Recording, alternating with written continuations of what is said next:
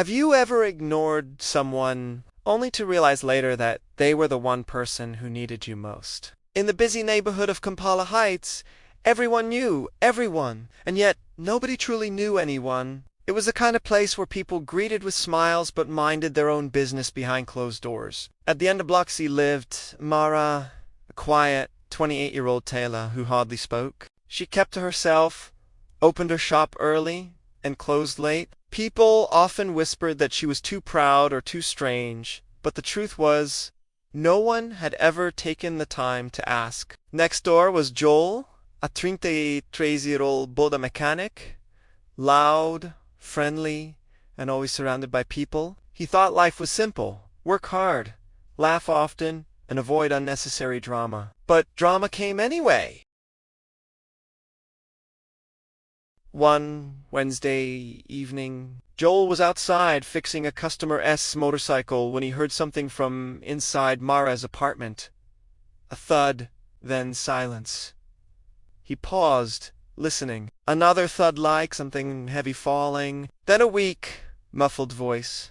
"Help, anyone?" Joel's hands froze. He told himself, "It's none of my business. Maybe she dropped something?" People around shrugged. Someone even laughed. "Ah, that woman? Leave her. She doesn't talk to anyone." And just like that, everyone continued with their evening. Everyone except the sound behind Mara's door. The following morning, Mara's shop was still closed, a rare sight. Joel felt a pinch of guilt, but pushed it aside. Maybe she traveled, he told himself. But midday, when he walked past her door, he heard it again. A faint knock from the inside. 3 slow taps. Then nothing. This time his heart wouldn't let him walk away. Breaking the silence, Joel called out, "Mara, are you okay?" No response. He knocked again, harder. Still silence. He felt panic rising. He called the landlord, who reluctantly came with a spare key. When they finally opened the door, everything stopped. Mara was lying on the floor, barely conscious. Her sewing machine toppled beside her. She had collapsed from exhaustion and untreated anemia the night before, too weak to even stand. If Joel had ignored her again, another night might have been her last.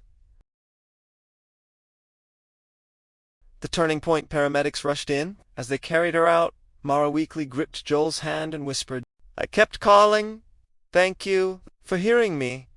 Joel swallowed hard. He felt ashamed. He had almost become the reason she died. For the first time, the noisy neighborhood grew quiet to quiet as everyone realized how quickly judgment can turn into regret. Days later, Mara recovered in the hospital. Joel visited her every day, learning things he never knew. She wasn't proud, she was shy. She wasn't unfriendly, she was struggling, and all she needed was someone to notice. When she returned home, the neighbors who once avoided her began checking on her. Joel fixed her sewing machine for free, and slowly, Mara stopped eating alone. Moral of this story: never assume someone is okay. Never ignore a cry for help. You might be the only person who hears it.